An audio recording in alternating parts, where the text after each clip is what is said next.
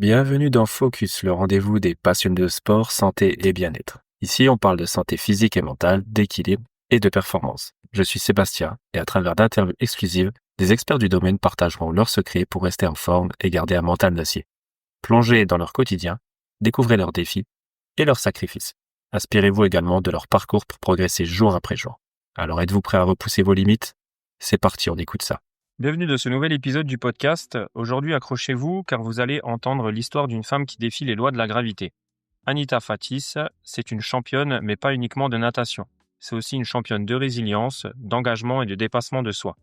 Diagnostiquée d'une sclérose en plaques à 26 ans, elle a transformé ce que beaucoup auraient vécu comme une fin en un tout nouveau départ.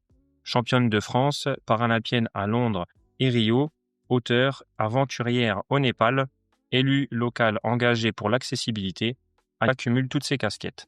Dans cet épisode, elle revient sur son parcours hors norme, nous partage ses galères, ses victoires, également ses défis, et surtout son regard lumineux sur la vie.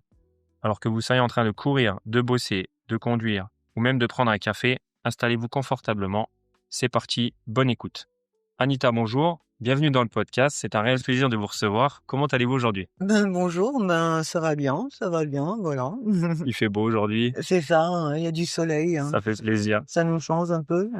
On va revenir un peu sur votre parcours. Si vous deviez vous présenter à quelqu'un qui n'a jamais entendu parler de vous, comment résumeriez-vous votre parcours en quelques mots? En quelques mots, une bagarreuse. En un seul mot, Tout simplement. tout simplement. C'est vrai que ça a dû être un bon long combat, je pense, Ouais, c'est ça. parce que bon, on rappelle, donc vous êtes né à Dunkerque en 1963, vous avez aujourd'hui 61 ans. Mmh. À quoi ressemblait la jeune Anita, une ado pleine d'énergie, déjà passionnée par le sport? Alors, j'étais plutôt une petite fille, plutôt timide, bizarrement, plutôt réservée. Alors oui, j'ai démarré très, très jeune, le sport, j'avais 8 ans.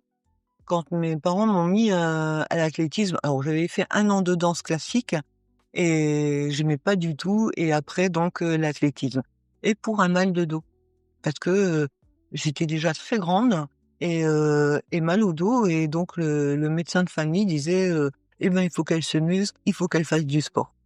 Voilà, donc j'ai démarré l'athlétisme et ça jusqu'à l'âge de 18 ans environ. Ok, qu'est-ce qui vous a fait arrêter du coup? Ce qui m'a fait arrêter, c'est, surtout le travail parce que, donc il faut savoir que autant, je peux être bonne sportive mais pas très bonne élève et donc je voulais rentrer en école hôtelière. Je sais pas pourquoi, parce qu'il y a personne dans ma famille qui travaille, en hôtelier et heu et ce métier-là, ça me passionnait. D'être bien habillée, de voir servir les gens, enfin voilà, je sais pas pourquoi, hein.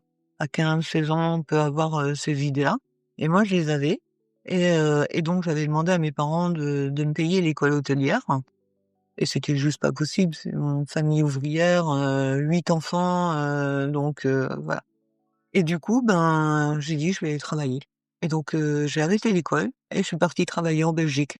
Mmh. Donc Ok. parce qu'à l'époque, j'habitais dans le nord, hein, donc on était frontalier avec la Belgique, à Furnes exactement et j'ai été travailler en restauration. J'étais commis débarrasseuse, Pour commencer. pour commencer. Parce Voilà, qu'après, du coup, j'ai noté que vous êtes arrivée à devenir la première femme maître d'hôtel de Dunkerque à seulement c'est 24 ans. ça. Donc j'ai resté 2 ans en Belgique, c'était l'école de à la dure, hein, et après donc je suis rentrée, là, je suis revenue sur Dunkerque. J'ai travaillé ensuite, à la Courte Paille, enfin j'ai fait plusieurs, restaurants et puis, ensuite, j'ai trouvé un gastro, donc le Beau Rivage et puis là, il a vu, enfin ce monsieur, il a vu un potentiel en moi et il m'a dit: «Pourquoi tu reprends pas tes études?» Il dit: «Maintenant, ça existe, tu peux travailler, faire les études en même temps», et du coup, je me suis intéressée à ça et tout et direct, j'ai dit: «Bah, allez, hop, c'est parti» et donc en 2 ans, je passe c'était dur, hein, parce que du coup, j'avais pas de repos, hein. Ça, il faut le savoir, Vous hein. étiez déjà maman à l'époque? Ouais, j'avais En déjà plus, mes ouais. 2 filles, En 2 plus. la petite, elle est toute petite et du coup, je travaillais quelquefois je prenais mes soirées, mais c'était pour bosser sur, mes devoirs, mes trucs et ça c'était 14 heures par jour et ça pendant 2 ans. Sans congé, mais voilà, je voulais sortir enfin, d'avoir un bon salaire, de pouvoir élever mes enfants, comme tout le Convenablement, oui. monde, voilà, leur offrir, ce qu'elles avaient besoin, quoi. Mmh. Un matin, du coup, tout bascule, une paralysie soudaine. Vous pouvez nous raconter ce moment? Ouais, alors c'était pas si soudain que ça, parce que comme je le disais, ça travailler 14 heures par jour et ça pendant 2 ans sans repos et je vous parle pas non plus du travail à la maison, hein, le ménage, le repassage, les enfants, enfin, voilà et forcément j'étais hyper fatiguée. Mais c'était une fatigue qui était, différente de ce que j'avais l'habitude et j'allais voir le médecin et puis le médecin il me dit: «Ah mais non, c'est parce que vous êtes trop fatiguée, vous avez beaucoup maigri en plus, il dit: «Il faut prendre des vitamines, et ça ira». OK et donc c'est ce que j'ai fait mais en fait, ça se passait pas. En plus, je devenais maladroite, moi qui étais hyper adroite. Je cassais des verres facilement, enfin je renversais facilement, et je retourne voir le médecin, j'explique et tout. Il me dit: «Mais non, c'est parce que vous êtes très fatiguée». OK, donc je retourne voir une troisième fois en lui disant: «Mais maintenant j'ai mal aux jambes, j'ai des fourmillements dans les jambes, je sais pas ce qui se passe et tout». Moi, je le sentais qu'il y avait quelque chose qui allait pas. Mais rien. Le médecin, disait: «Non, non, non, c'est enfin Oui, il voilà». pensait à un simple surmenage, quoi. C'est ça et puis, jusqu'à ce fameux matin, du mois de novembre, où je me suis réveillée et là, j'étais complètement hémiplégique Ah et le ouais, une pire hémiplésie, côté de gauche? gauche, donc l'œil, la bouche, le bras, la jambe et le pire, c'est qu'en fait, j'étais tellement épuisée que du coup, je redormais, chez ma maman avec mes deux filles et ma mère, pour m'économiser, elle me laissait dormir, emmener les enfants à l'école et me ramener un café dans le lit, pour que je puisse me lever et aller, travailler. J'avais gagné une demi-heure, 40 minutes de sommeil, supplémentaire et en fait, quand elle m'a ramené ce café, j'ai pas senti je me suis pas rendu compte qu'en fait, il y avait quelque chose qui allait pas et en fait, c'est quand j'ai porté la tasse, à la bouche qu'en fait tout le café a coulé. Mmh. Et là, je suis là: «Mais qu'est-ce qui se passe?» et puis voilà et là donc l'hôpital, évidemment. Là, je passe une semaine à l'hôpital, on me fait tous des examens inimaginables, on me dit que c'est le cœur, après on me dit que c'est peut-être le cerveau, on me dit ceci, cela. Bref, au bout des 5 jours, il y a une ribambelle de médecins qui débarquent dans la chambre avec une ordonnance pour aller voir un psychiatre parce que c'est psychosomatique. Ouais, donc un diagnostic complètement à côté, quoi. Ah ouais. Et là, j'ai hurlé dans la chambre. J'ai hurlé, j'ai dit: «Mais vous vous rendez compte? Je viens de passer 2 ans à bosser comme une malade, pour, avoir une vie décente avec mes enfants et aujourd'hui vous me dites que c'est dans ma tête?» Et ils sont partis de la jambe, hein, ils m'ont laissé hurler tout seul, et mon mari était à l'armée et donc quand il revient de permission, ben, il me retrouve dans le canapé chez ma mère, paralysée. Je me dis: «C'est pas possible, enfin, je la connais, c'est pas possible». Et donc il était, dans l'armée et dans la gendarmerie et il en parle à son supérieur parce qu'il savait que son supérieur, son épouse avait des problèmes, de santé et donc il lui en parle et lui, il l'oriente vers le neurologue de sa femme, donc à la cité hospitalière de Lille, c'est comme Nancy, chez nous et donc on prend rendez-vous avec ce médecin. Il m'examine, me fait faire des grimaces, enfin, voilà le classique quoi. Et au bout d'une heure, environ, il me dit, «Je pense savoir ce que vous avez, mais pour ça, on va faire un IRM». Parce que du coup, la Donc maladie se voit à l'IRM, c'est ça? c'est ça. Mmh. D'accord. Ce que vous Et n'aviez pas passé avant? que j'ai jamais passé avant, je savais même pas ce que c'était un IRM et donc on va faire cet IRM tout le temps à la cité hospitalière et on retourne le voir avec les résultats. Donc il s'était encore écoulé, 3-4 mois, hein, mais il m'avait donné de la cortisone. Il me dit: «Vous allez prendre la cortisone sur 8 semaines en diminuant les doses», donc enfin vraiment j'ai respecté sa prescription et c'est vrai que j'allais de mieux en mieux la paralysie faciale, elle partait. La jambe, elle allait mieux. Il restait le bras où il restait, vraiment, Un petit peu de séquelles ouais, encore, ouais, quoi. voilà.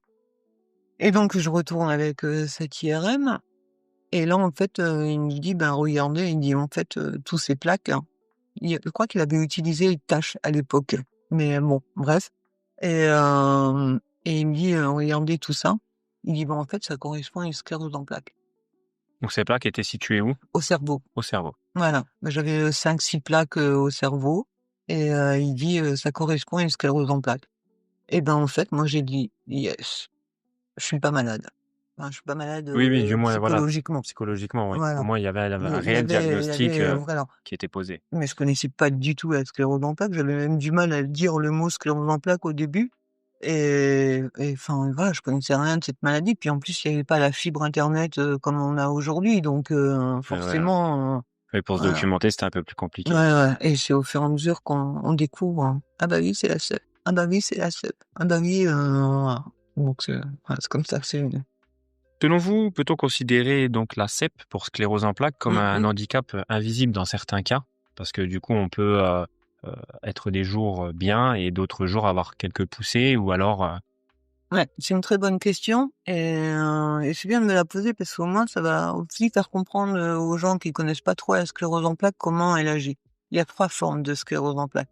Il y a la première forme qu'on dit la forme rémitante, il y a la forme secondaire progressive, c'est ce que moi j'ai et il y a la forme primaire.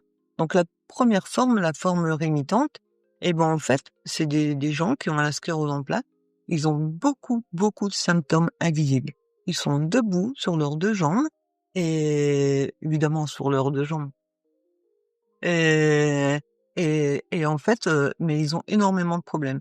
Alors ça peut être de la fatigue intense, ils ont les douleurs neuropathiques, ils ont les problèmes de miction, que ce soit urinaire ou les selles, ils ont un tas de problèmes, mais ça ne se voit pas et souvent, ils sont incompris, surtout dans le cercle professionnel parce que, ils sont souvent fatigués, ils sont un peu au ralenti aussi, où il y a aussi les problèmes de la mémoire et donc pour moi, c'est cette forme qui est peut-être la plus compliquée, la moins grave, mais peut-être la plus compliquée dans la sclérose en plaques. à gérer au quotidien.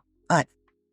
Ensuite, la forme secondaire progressive, c'est ce que moi j'ai, comme je le disais. Donc j'ai été rémitante pendant environ, 7-8 ans et à un moment donné, elle a pris une forme très agressive et donc là, il a fallu énormément de traitements et on a arrêté l'évolution de cette maladie.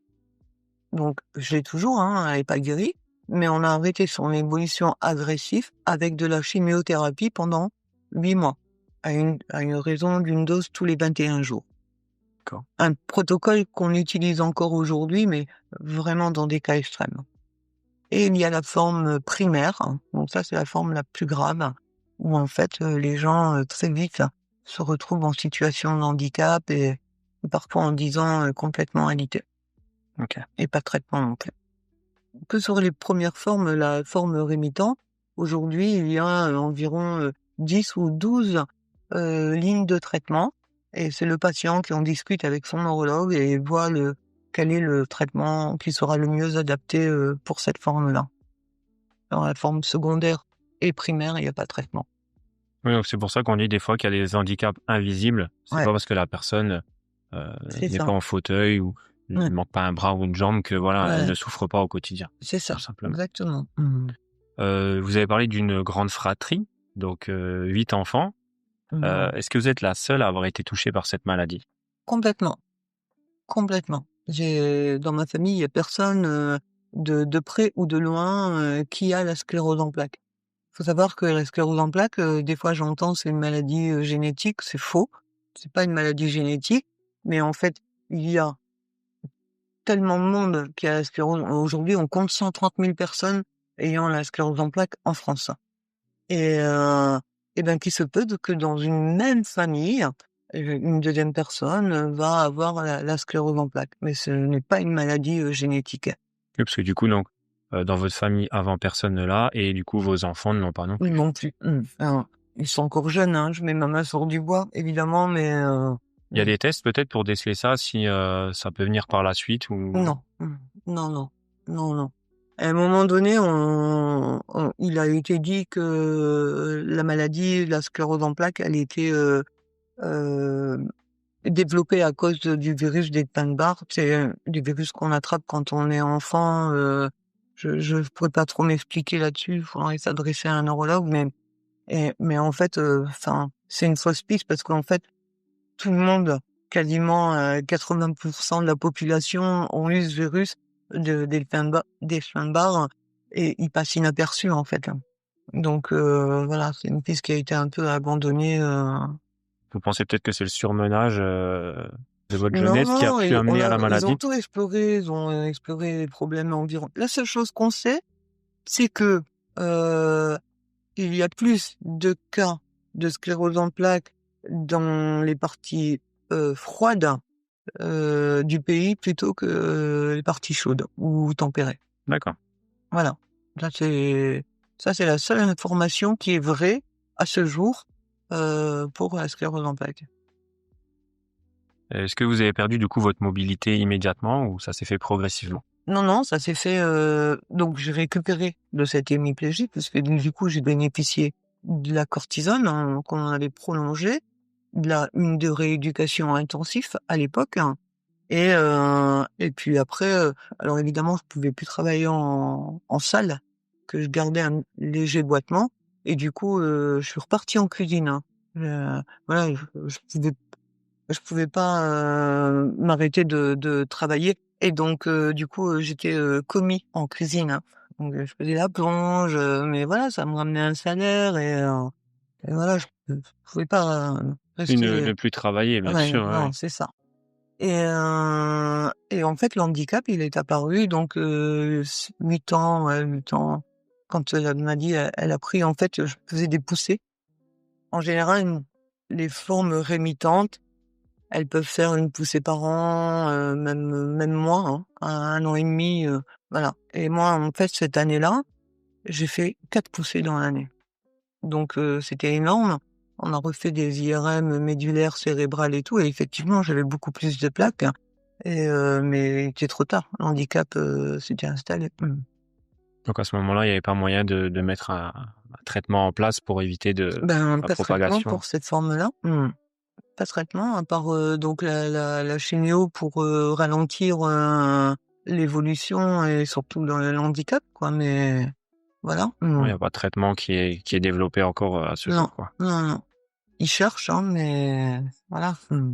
Donc vous êtes resté dans le Nord jusqu'à vos 30 ans, avant de rejoindre notre belle ville Thionville, Voilà. suite à la mutation de votre mari. Ouais, c'est ça. Et après donc l'annonce de votre maladie, vous sombrez dans une grosse dépression. Et c'est là que votre mari vous lance un ultimatum et vous jette littéralement à l'eau. C'est ça. Pourquoi Alors, ce choix? je vais revenir un petit peu sur le contexte. Donc, nous sommes encore oui, donc on arrive en Moselle. Et à ce moment-là, la maladie, est-ce que c'est le déménagement? Enfin, voilà, je sais pas trop. Enfin bref, la maladie, elle prend une forme plutôt agressive. Et, euh, et c'est à ce moment-là, oui, vous avez bien résumé, c'est à ce moment-là que donc J'ai fait mes recherches, hein. ouais, non, non, mais voilà, vous voyez, ça aussi, c'est la mémoire, c'est aussi à cause de la sclérose en plaques. Même si j'ai 61, on peut se dire, elle est à 61 ans, elle peut avoir des pertes de mémoire, mais ça fait quand même très longtemps que j'en ai. Et donc, effectivement, donc une grosse dépression. Donc, cette dépression, je dis toujours pour en parler, c'était comme si j'étais dans un tunnel tout noir. Et je ne voulais pas en sortir. C'est pas, voilà, c'est pas compliqué, je voulais pas en sortir. J'étais dans ce tunnel, il faisait noir, j'étais handicapée et il était hors de question de me mettre au jour comme ça.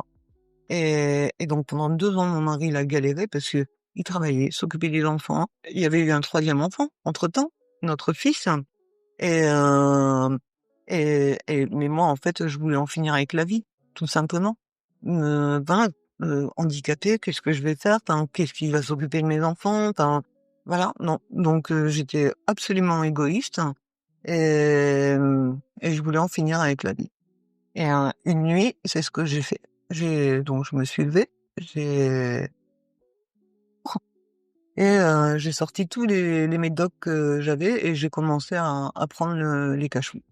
Et je ne sais par quel miracle, mon mari s'est réveillé, il s'est levé et il a vu la scène.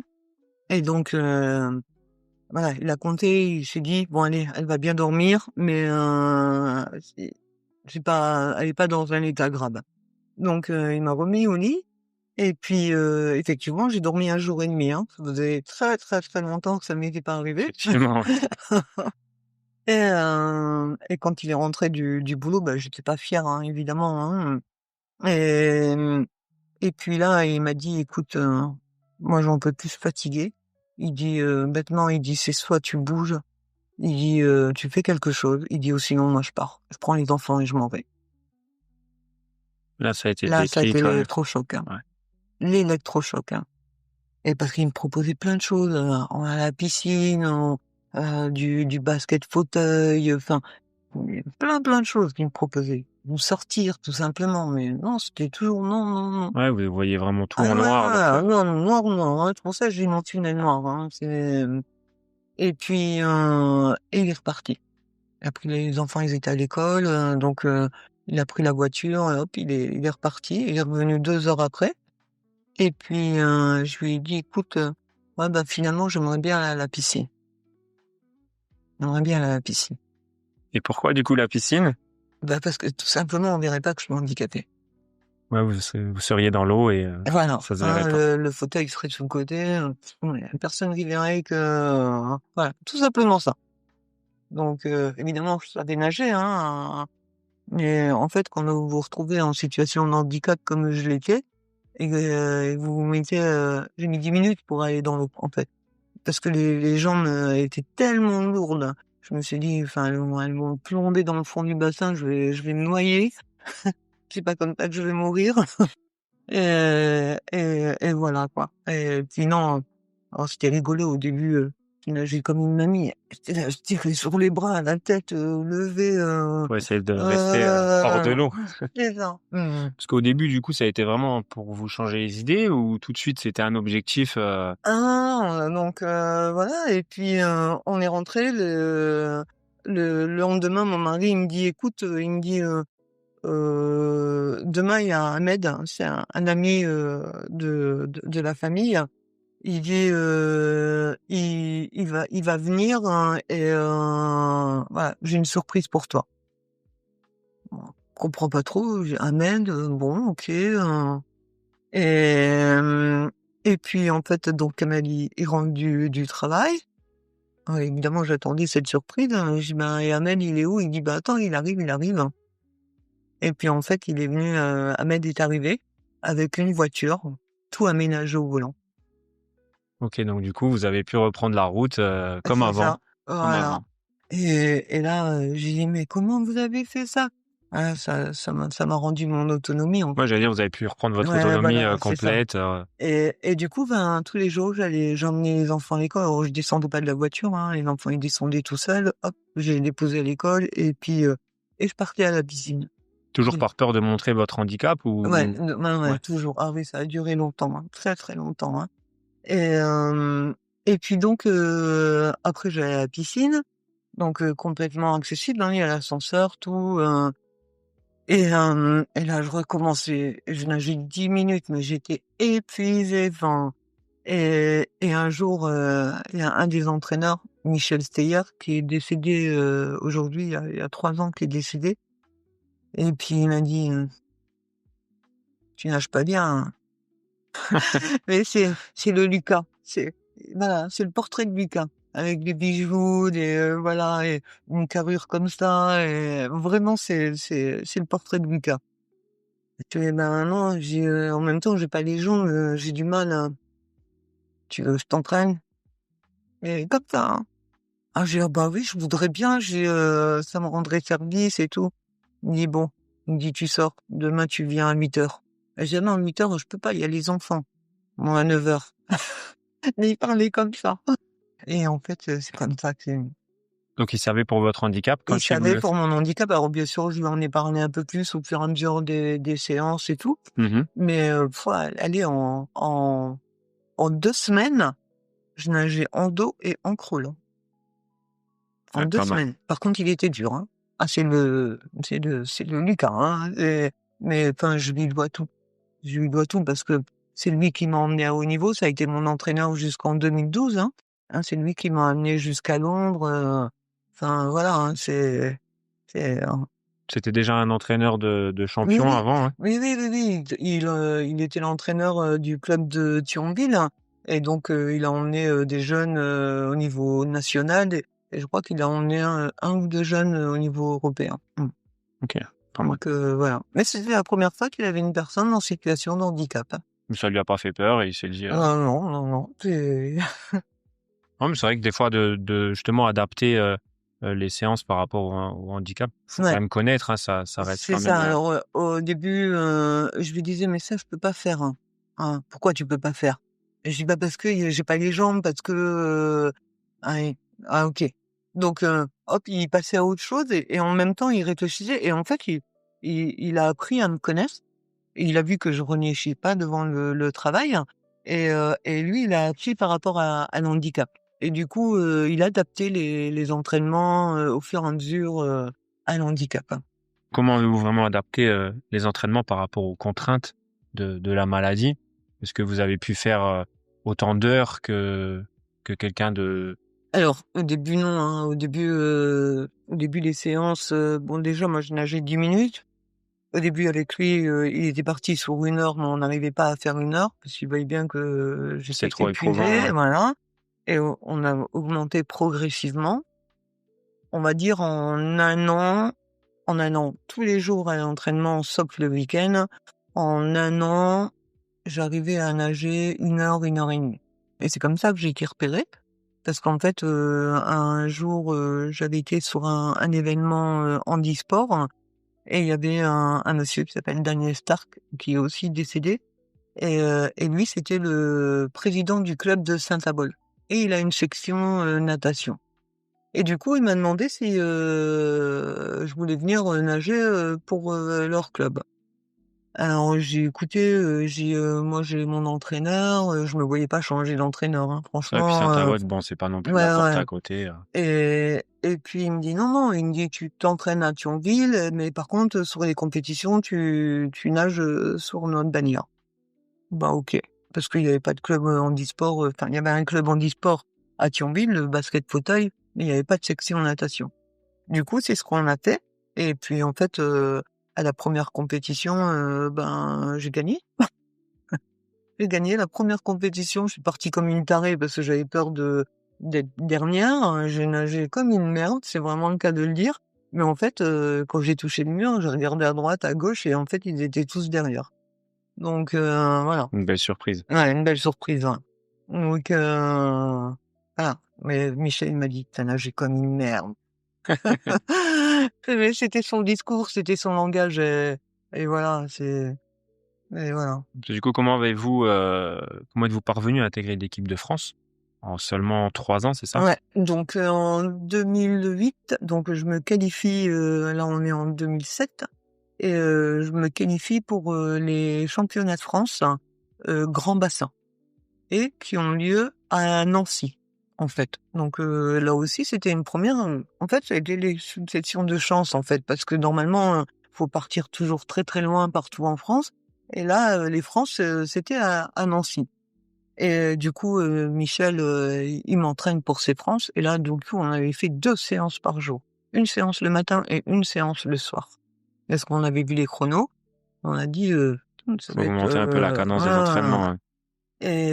Et donc du coup, enfin je m'entraîne, et on avait mis aussi en place une, séance de musculation. Une fois par semaine, le mercredi après-midi, pour, mu Muscler un muscler un peu le peu dos, ouais. plus, voilà.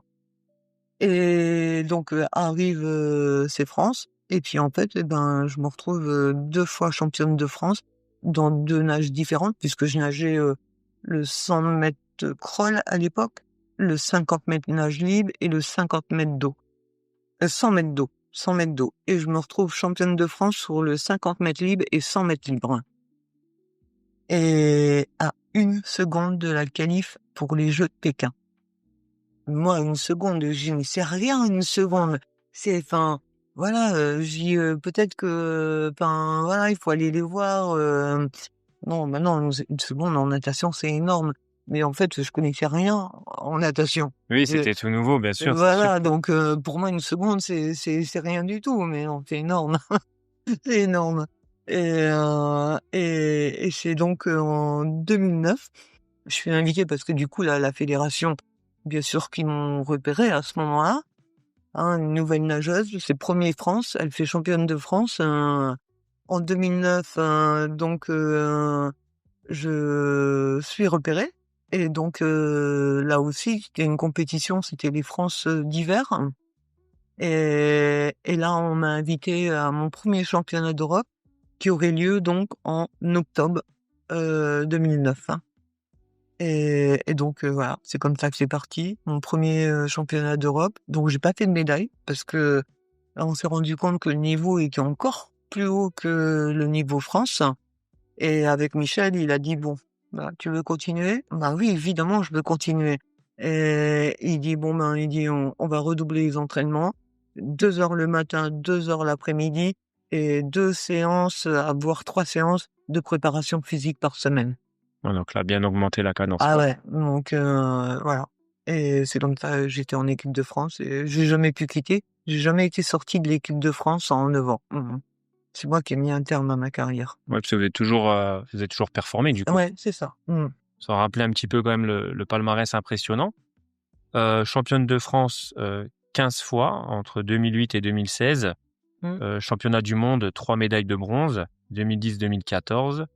Championnat Europe, 1 médaille d'argent et 2 médailles de bronze. Et puis du coup, bah, les Jeux paralympiques, Londres et Rio, 2012 et 2016. Ouais.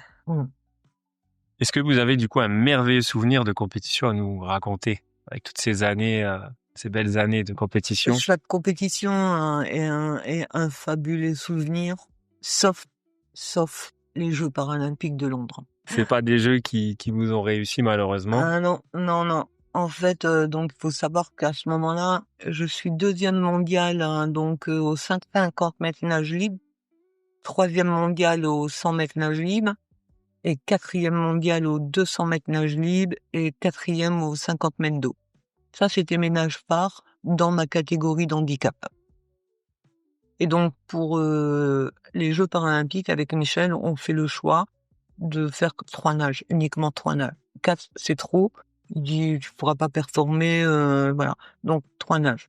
200, 100, 50. OK. Donc on part là-dessus sur des entraînements spécifiques. Là aussi, on a encore monté la cadence, sur les entraînements et des stages et tout ça. Et en fait, donc j'arrive, aux Jeux paralympiques. Quand on arrive aux Jeux, on doit donner tout son matériel à la fédération. C'est-à-dire le bonnet, les lunettes, les maillots, les tenues, les maillots de bain, parce que en fait, il y a des normes à respecter. Ça doit être Hein, comme les homologué, ouais. logos sur les bonnets, ça a des normes. Les lunettes, il faut pas qu'il y ait des marques dessus, ni même Arena. Si il y a des marques Arena, parce que moi je nage avec Arena, et ben on mettait du noir sur le Arena. Le maillot de bain, il y a un QR code. Donc le maillot de bain, alors évidemment, je le sais après, le maillot de bain, il fallait qu'il soit de l'année en cours. Je donne mon matériel. Alors évidemment, j'avais, 2 combars neuves pour, Pour les Jeux. les Jeux et le matin, donc c'était le 31 août, je m'en souviendrai tout le temps, 2012. Le matin très tôt à 7 heures, je m'entraîne avec mon coach, national, Cyril Bourdeau et il fait des tests, des chronos, des départs, machin et tout. Puis il me dit: Tu vas nager quoi, tu vas mettre quoi pour, la série?» Bah, j'ai une combarre neuve. Il me dit: Non». Il dit: «Moi, je préférerais que tu mets, ta combarre de l'année dernière». Donc où j'avais gagné l'argent, avec à Berlin pour, les championnats d'Europe. Il dit: «Mais avant», il dit: «Il faut que tu ailles la faire valider, par, la fédé». Alors je dis: «Bah, pas de problème». Parce qu'apparemment je nageais très, très, très vite et donc il voulait pas que je m'explose, sur les séries. Il voulait quand même garder un peu Oui, sous le pied s'économiser un pour, petit peu, bien la sûr, oui, oui. finale, le soir. Et donc, du coup, je vais au bureau, de la fédé qui était à Londres, hein. Je donne, et puis, le directeur qui me dit, «Ah mais» il dit, «C'est la Combarque, parce qu'elle était toute bariolée en fait, hein. Donc, et il dit: «C'est la Combarque que tu as de l'année dernière pour l'Europe». Alors je fais: «Ouais». Il me dit: «Oh non, mais c'est bon, t'inquiète». Il dit: «Tu peux nager en série avec». OK, on part, hein, c'est tout, hein. Bon, je me mets en tenue, je mets ma combarre, tout ça, chambre d'appel. Faut savoir que pour les Jeux paralympiques, c'est particulier, il y a 3 chambres d'appel. La première chambre d'appel, on appelle toutes les séries du 50 mètres nage libre. Donc toutes les personnes qui nagent 50 mètres libre dans cette catégorie d'handicap, évidemment. Deuxième chambre d'appel, vérification du matériel. Et troisième chambre d'appel, concentration avant d'arriver, au bord du bassin. Donc, je passe la première. Deuxième, il contrôle, le matériel. Je montre le QR code de ma combarre et là, le gars, il regarde sa plaquette, il fait: «Dehors». Des Anglais, hein, donc Oui, il cherche pas à ah comprendre, ouais, quoi. je regarde, je sais pas, et il y avait le directeur de la natation avec moi. J'ai Mais il me veut quoi lui? Enfin, alors, il me dit, alors il essaye, de voir avec lui, il parle en anglais, je comprenais un mot sur 2. Hem Et puis, et le mec pousse le fauteuil. Il me pousse, avec mon fauteuil, et je dis: «Mais qu'est-ce qui se passe?» Je dis: «Dis-moi ce qui se passe». Il me dit: «Tu es disqualifié». Je dis: «Disqualifié? Mais pourquoi je suis disqualifié?» Ah bah, je hurle, hein, Ah bah, j'étais c'est dans sûr, un oui, c'est une état, injustice, bien sûr, sachant qu'on vous donne la validation juste avant, oui. ouais, et donc je sais toujours pas pourquoi, et puis, donc, je sors dehors, mon entraîneur national qui était dans les tribunes, il me voit pas, au plot numéro 4, un couloir numéro 4. Les enfants, mon mari, ils étaient dans les tribunes, ils se disent: «Mais qu'est-ce qui se passe?» Oui, ils ont pas le retour de tout ça, ce Bah, qui se oui, passe oui, en voilà, coulisses, hein. c'est coulisses, quoi, Mmh. hein, et du coup, Cyril, il revient. Et puis, bah, Jean-Michel, il lui explique et tout, et puis, moi, je vomis, mais devant tout le monde. Je Ouais, Pendant c'est les nerfs qui relâchent, Ah ouais, ouais, ouais, c'est et je pleure comme une gamine, enfin, et puis, et donc là, je sais à ce moment-là que la Combar, et ben, elle est pas homologuée, en fait. Il fallait, j'ai dit: «Putain de merde, c'est vous qui me l'avez homologuée!» Enfin, et là, il y a pas moyen de changer en vitesse, de ah, non, non. non, non, non, non. En plus, j'en avais une dans le sac, hein, Oui, bah, je me doute bien mais qu'on part pas qu'avec un seul ouais, parce maillot, qu'au cas où, là-dessus, bien ça sûr. craque quand Oui, on sait on jamais, met, oui, oui, bien sûr. on a toujours un double bonnet, double lunettes, double combarre, et ah ouais, non, non, non, non. Non, là, si Hein. on laisse pas le temps, c'est, Ah oui, tant pis, ah, et donc là, Là, à la télé, il y a quand même, votre nom qui est affiché sur le couloir numéro 4, ouais, ouais, mais qui reste vide, du coup. et ça reste vide, hein, ouais. Ouais, ouais. Donc, là, moi, je voulais me barrer, hein. J'ai dit: «C'est bon, allez vous faire foutre», mais j'étais malhonnête, j'ai été vulgaire, hein. Mais bon, après, il faut comprendre le contexte, quoi. Je veux Oui, dire, non, non, après ça enfin, se comprend, bien sûr, là, hein. j'y vais pas les mains, dans les poches, hein, et du coup, Cyril, appelle, Kamel, hein, mon mari, et puis il dit: «Écoute, viens la chercher», alors que normalement, on n'a pas le droit de sortir, du village, nous, c'est village piscine, on n'a pas le droit d'aller à l'extérieur, hein, et là, Cyril, il me dit: «Viens la chercher». Et puis c'est comme elle, en fait, avec les enfants, il y avait mon beau-frère, mes nièces, enfin, il y avait la Oui, famille, toute la quoi. famille était venue vous Ouais, voir, bien sûr, hein. ouais, ils m'ont dit: «Mais tata, tu pas fait tout ça pour rien, maman, vas-y», et puis voilà, je suis restée. J'ai fait le 200 mètres et puis, 100 mètres et puis voilà. Pas de titre pour ces Non, 2 non, courses? on se termine quand même au pied du podium, hein, sur le 200 mètres, hein. Donc on peut le voir encore sur internet, ces courses. J'ai cherché Eh justement, mais ben, j'ai du mal à les trouver, j'ai vraiment ouais, du mal. et ben, en fait, on me voit partir sur le 200 mètres. Premier 50 mètres, je touche la première le mur. Deuxième au 100 mètres, en fait, je suis deuxième. Et là, à un moment donné, je m'arrête de nager. Et je m'en souviens. Et je m'en souviens, en fait, tout en nageant, il y a ces images qui me sont revenues, dans la tête. Ouais, un petit flashback, quoi. Ouais, je revois la chambre d'appel, je revois ce mec avec ses lunettes, sa plaquette me pousser. Je me revois vomir, et en fait la course elle continue et là à un moment donné j'arrive sur le mur et je me reprends et je repars vite et je termine 4e. Ouais, c'est ce qui vous a fait perdre le temps. Vous Ouais, pensez que vous serez arrivé je première? pense que ouais, même Kamel il me dit, il dit: «Je pensais que tu allais finir 2e ou 3e». Mais ouais, mais alors expliquer ce qui s'est passé, ça je ne peux pas. Voilà, ce qui s'est passé et pourquoi c'est revenu comme ça en Ouais, peut-être avant, une grosse déception pour ces premiers jeux. c'est ouais, Ouais, ça on peut pas expliquer. voilà, C'est ce que le donc cerveau des fois vous inflige. voilà, c'est ça. Donc après ça, je me suis arrêtée 10 mois, hein, quand même, hein, donc Michel, lui, de toute façon, il prenait sa retraite et et puis, moi, je me suis arrêtée 10 mois parce que je voulais arrêter la natation. Donc arrêt complet de la natation? Ouais, Plus de je nage du tout? ah oui, oui, oui, parce que je me suis dit: «On demande à nous d'être professionnels, hein, d'être rigoureux, enfin et ci et là» et eux, en fait, sont même pas capables de lire le règlement, interne Oui, des de jeux quoi. l'IPC Ouais, quoi, bien des sûr. jeux quoi, hein, Ouais, c'était vraiment un dégoût quoi. ouais et puis en fait, le directeur, de la natation, Jean-Michel, il m'appelle et puis il me dit: «Écoute», il dit: «Je sais que tu vas pas m'excuser, je sais». Il dit: «Mais moi je tiens à m'excuser. C'est de ma faute. J'ai pas lu les règlements et voilà. C'est pour ça que tu as été disqualifié». Il dit: «Je m'en veux» et il dit: «Moi je voudrais que tu reviennes. On a encore besoin de toi et je pense que tu as encore des choses à prouver, hein». Et je lui ai dit: «Bah, ouais, c'est bon, je vais réfléchir et puis, on se rappellera». Mais quand j'ai raccroché en fait, Oui, c'était pour moi, c'était fini. J'ai resté laisse-moi poli, tranquille. mais et encore une fois, c'est Kamel. Encore une fois, il dit: «Mais écoute Chou», il dit, «Bah, OK, ouais, il a fait une erreur. OK, ça t'a coûté, la médaille, mais enfin, voilà». Il dit: «Tu es pas morte». Il dit: «Tu vas bien, tu vas même très bien, beaucoup mieux qu'avant». Il dit: «Faut pas que tu arrêtes» et parce que Kamel, il avait peur de ça.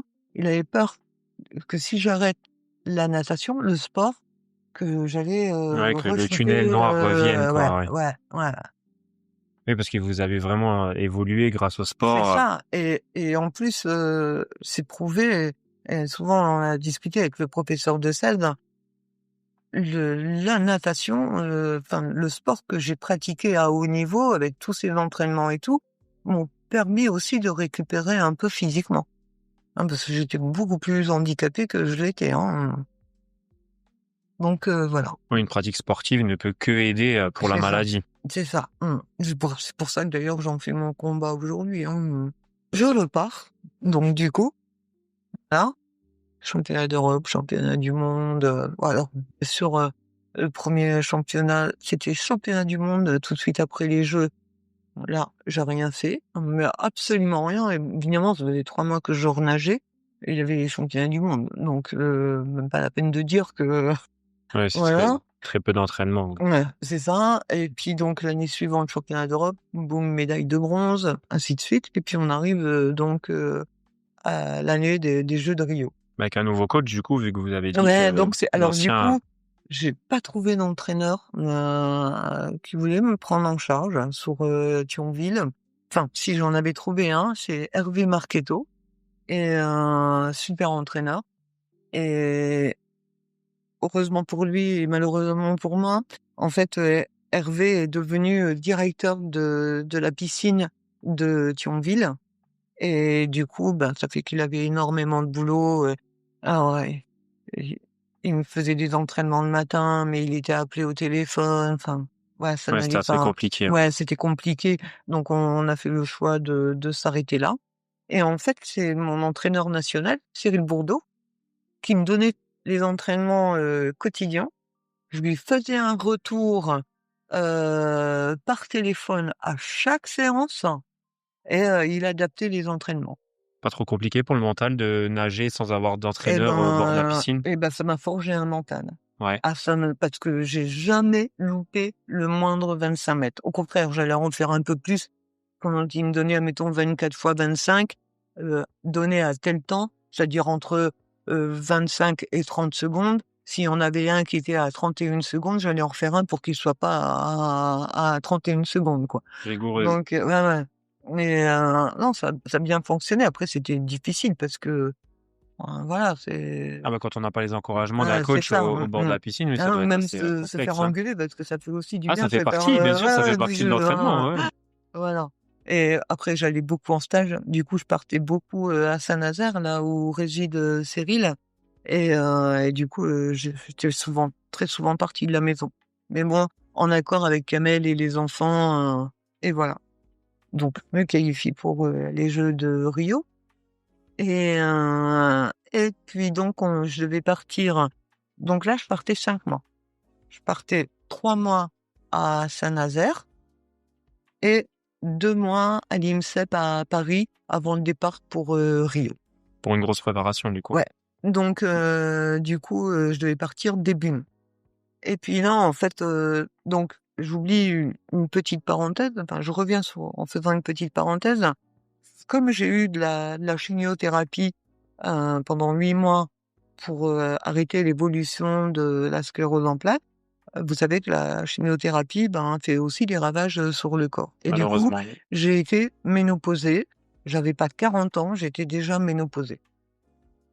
Donc je reviens à mes Jeux de Rio et puis là, je vais aux toilettes et puis, oh, une tache de sang.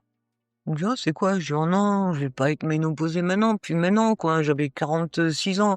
Je dis: «Oh non, enfin, c'est mort, quoi, sans penser, et puis c'est tout, ça se passe. Voilà, quelques jours après, une plus grosse tache.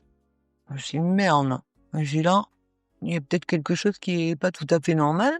J'appelle mon gynécologue que j'avais pas revu depuis 10 ans et donc chose à pas faire mesdames, prendre rendez-vous, régulièrement et puis, là on m'annonce qu'il est en retraite en fait et du coup comme je connaissais bien, Pierre Cuny, donc je lui envoie un message en lui disant: «Écoutez, j'aurais besoin d'un rendez-vous avec un gynécologue en urgence, dans moins de 3 semaines, pour la préparation des Jeux, j'ai un petit souci».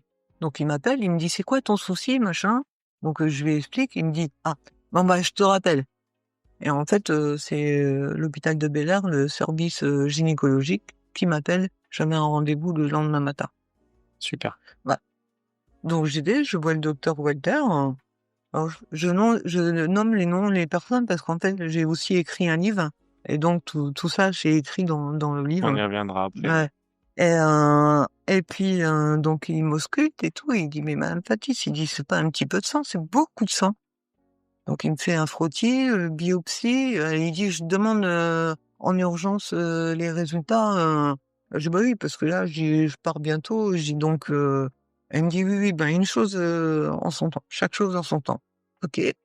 Donc, le le cabinet me rappelle, j'étais à l'entraînement, j'écoute mon téléphone et c'était le cabinet de docteur Walter. «Docteur Walter vous demande que vous passiez au plus vite». OK. Donc, de la piscine, je vais direct à l'hôpital et j'arrive là-bas, donc il me prend entre 2, puis il dit: «Madame Fatis», ben, il dit: «Écoutez, j'ai pas une bonne nouvelle. En fait, vous avez un cancer du col de l'utérus». Et il dit: «Donc vous ne pouvez pas partir, il faut qu'on vous opère et tout». Je le regarde, je dis: «Mais vous blaguez ou quoi?» Je dis: «Ça fait 4 ans que je m'entraîne et là, vous êtes en train de me dire que je peux pas partir?» Il dit: «Non, mais ça va pas, non?»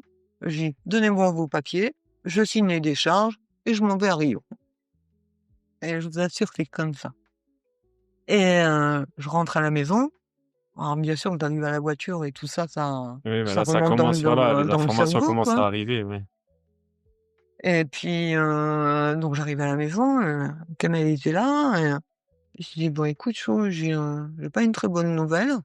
J'ai dis: «Ben apparemment j'ai un cancer et voilà, il faut que je me fasse opérer». Il me regarde, blanc comme un un âge, il me dit: «C'est quoi cette blague?» J'ai «Non, non, c'est pas une blague», voilà, je sors du cabinet et tout, il me dit: «Faut que tu préviennes Cyril». J'ai «Ah non, non, non, Chou». J'ai «Regarde, j'ai déjà tout signé, je je me fais pas opérer, je me ferai opérer après, les Jeux, En revenant, en revenant de Rio. Il me dit: «Non, mais» il me dit: «Tu folle, hein». Évidemment, c'est oui, bah, bien grosse sûr, discussion, réaction d'un mari, voilà c'est normal. et rien à faire, j'avais décidé, je pars. Donc je fais ma préparation, hein, évidemment. Du coup, après, je pars avec cette, épée Damoclès, au-dessus de la tête, hein, et clairement, voilà, j'ai fait toute ma préparation, j'étais au jeu, j'ai profité mais j'ai rien fait. Je me suis même pas qualifiée en finale sur le 100 mètres libre. J'ai fait le 50 mètres d'eau, 50 mètres nage libre et le 200 mètres nage libre où je suis arrivée, 6e, 7e, enfin, en finale, hein, bien sûr. Mais j'en avais rien à foutre, hein, en fait. C'était pour moi mes derniers jeux. J'ai dit: «De toute façon, c'est les jeux, c'est maudit chez moi». Ah oui, du coup, C'est ça vous a vraiment Ah ouais, pas, non, non, porté chance, c'est quoi. voilà, c'est bon, j'arrête, je fais mon truc, je remballe et terminé. On met un terme à la carrière et puis, voilà, terminé. On prend soin de la santé, derrière. Voilà, c'est ça. Ouais, ouais, et puis bon, derrière, après, ça a été un peu la catastrophe, hein. Ça a été, parce que du coup, le cancer était devenu infiltrant, donc pénétré à l'intérieur et puis, bah, du coup, ça a été 2 opérations, une en septembre quand je suis rentrée des Jeux, une deuxième en janvier, suivie de chimiothérapie, rayons et curithérapie donc voilà. Mais malgré ça, donc ça, c'était en 2016. En 2017, je faisais la traversée du lac Léman. Même pas 1 an après. Donc vous avez arrêté votre carrière, mais vous avez toujours continué, J'ai toujours continué, à nager, voilà, quoi. ouais. C'est Je sais pas de quoi je suis faite. Souvent, les gens ils me disent: «Mais enfin, c'est incroyable, mais moi je m'en rends pas compte et je le fais pas exprès. C'est juste que ma vie, c'est un combat. Je dis toujours, hein: «Ma vie, c'est pas un cadeau, c'est un combat» et et voilà et j'y vais tout le temps, tout le temps, tout le temps. Ouais, peut-être l'envie de profiter, de toujours, Voilà. toujours avoir une nouvelle épreuve en tête aussi. Peut-être c'est ça qui vous fait, Avancer et puis pour mes enfants, mon mari bien sûr, mes enfants, enfin voilà, mes petits-enfants maintenant, j'en ai 3 donc voilà. parce Là que ma vie. 2017, il y a eu la traversée, mais en 2016, vous avez quand même été, fait chevalier de l'Ordre national du mérite, Ouais, par c'est la ville ça, de Thionville, c'est ça? c'est ça. Donc c'est la mère de Thionville, madame Anne Gromersch, qui est malheureusement décédée, quelques mois après et qui a fait que j'ai cette distinction. Donc ouais, c'était fabuleux. C'était fabuleux. Au début, je voulais pas parce que pour moi, ces distinctions-là, elles sont faites pour les militaires. Voilà. Moi oui, j'ai fait ma vie un combat, mais il y a rien de, ah, j'ai pas été combattre pour défendre mon pays, hein, donc voilà. Non, mais après Et chacun son combat, on va dire. ouais, voilà C'est vrai que vous avez quand même et bien mené le vôtre, vous êtes toujours là aujourd'hui et puis, ouais avec un mental, et après coup, maintenant, je suis fière aussi, hein, de cette médaille, quoi, hein, voilà. ah bon, on peut que être fier, c'est Ouais, sûr. ouais Ensuite, vous enchaînez avec l'écriture donc de votre livre, ouais, que vous m'avez parlé tout à l'heure, donc La maladie m'a emmené au jeu. ouais, C'est le nom, sorti en mars 2018. ouais. Heu, qu'est-ce que ça vous a vraiment apporté de mettre tout ça sur papier? En fait, c'est un livre, comme vous pouvez le voir là derrière, il y a mon ordinateur parce que je suis en train de faire mon deuxième livre et du coup, j'écris beaucoup. J'écris énormément, tout ce que je fais, là où je vais, je prends des notes, voilà et en fait, ce livre-là, parce que j'ai cru que j'allais crever. Voilà, parce que donc au début, c'était le docteur Walter qui me suivait et très vite, il m'a envoyée, à Metz, au service, oncologie et donc docteur Longo et le docteur Longo, il a dit à Kamel: «Ça va être difficile». Donc Kamel me le dit parce qu'on s'est jamais rien caché et si un jour il me cache quelque chose et ben, ça ira très mal et comme moi, si je lui cache quelque chose, ça lui ira très mal aussi. Donc on s'est jamais rien caché, il me le dit et là j'ai dit: «Eh merde!» Donc il fallait absolument que je laisse une trace, de mon passage et puis pour mes enfants et voilà et maman et peut-être qu'un jour, mamie, mais je serai plus là pour le voir et l'état d'esprit à ce moment-là, hein et donc je voulais laisser une trace de moi ici et puis aussi pour les personnes qui ont la sclérose en plaques. Donc j'ai écrit ce bouquin en 3 mois. En 3 mois, j'ai écrit Ah, le c'est bouquin. court, ouais. Ouais, parce qu'en fait, j'ai ressorti mes cahiers, je dis à Kamel: «Vas-y, donne-moi mes cahiers», parce que en fait, quand j'écris, je trouve que c'est toujours nul ce que j'écris. Je me relis, je dis: «Ah là là, c'est nul, hein», et puis hop, je remballe et du coup, là, je lui ai dit: «Non, non, donne-moi tous mes cahiers et tout». Alors j'ai repris mes cahiers, ce que j'avais écrit quand j'étais jeune, enfin voilà, et puis j'ai tout retranscrit, comme ça. En 3 mois, j'ai écrit le bouquin. Ouais, j'ai pas encore eu le temps de le lire. J'ai eu le Mmh. temps de voir, le film Ouais, qu'on et vous reviendra allez après. il est dur, et vous allez voir que voilà, hein, je vais pas en dire plus, mais il est quand même dur, hein, ce livre, hein. Et vous êtes confié vraiment, à Ah bah, cœur je me ouvert, suis quoi. mis à nu, hein. C'est clair. Mais je me suis mis à nu parce qu'en fait, voilà, comme j'allais partir, donc Oui, plus rien à perdre. Voilà, exactement, autant tout dire. exactement. Après donc la sortie du livre, toujours en 2018, vous lancez un nouveau défi un peu fou, Mmh. une ascension en Himalaya, Ouais, avec, l'une de vos élèves d'ailleurs, parce que vous êtes ouais. aussi, devenue Entraîneur, ouais. entraîneur, ouais, Mmh. Aurélie, Reifer. Ouais. Heu, Comment s'est déroulée cette, 1re expédition qui était au Manaslu, c'est ça? C'est le Manaslu, ouais. En fait, donc toujours pendant la période, du cancer, donc évidemment, j'ai eu 4 mois de chimiothérapie à raison d'une dose tous les semaines et hospitalisée 48 heures, toutes les semaines, et plus après, 40 séances de radiothérapie, et et en fait, donc des analyses, très, très, très régulières, hein. Et en fait, le docteur Longo devenait de plus en plus optimiste, et ça, je le percevais, en fait. Puis dans ma tête, je me suis dit: «Ah, mais peut-être qu'en fait, je vais m'en sortir de ce bordel, hein». Donc et et puis il y a un appel, hein, donc quand je disais, j'ai fait la traversée du lac Léman, un appel, donc de Jacques de Frétin, qui est général, un retraité, général de l'armée, et qui lui a fondé une association à Thonon-les-Bains, pour, sa cousine qui est atteinte de sclérose en plaques, et donc il fait la traversée du lac, Léman, donc des binômes, des gens, valides évidemment, un en kayak et un qui nage, et ils font, le run, comme ils veulent, et il y a donc 17 kilomètres, de lac à traverser, et puis donc il me demande d'être marraine, de cette association. Alors, je lui dis: «Ben, écoutez, ouais, je veux bien, mais à une seule condition, que moi aussi je nage». Ah, je lui ai sorti ça comme ça, et je savais pas si j'allais m'en sortir, je m'entraînais même plus, enfin, et voilà, et du coup, ça m'a forcée à me remettre dans l'eau, hein, quand les traitements étaient terminés, je me suis remise dans l'eau, et puis voilà, j'ai repris goût, à la vie, j'ai repris goût, aux défis, et puis je me suis dit: «Mais en fait, c'est vrai. Il faut que j'ai toujours des défis, et puis pour sensibiliser les gens, sensibiliser les personnes qui ont évidemment la sclérose en plaques, mais pas que». Parce que je me rendais compte qu'il y avait aussi beaucoup de personnes, qui avaient des cancers ou des maladies, psychologiques, enfin voilà, qui des gens évidemment bienveillants, et je me dis: «Moi, je peux peut-être apporter aussi des choses à ces gens-là».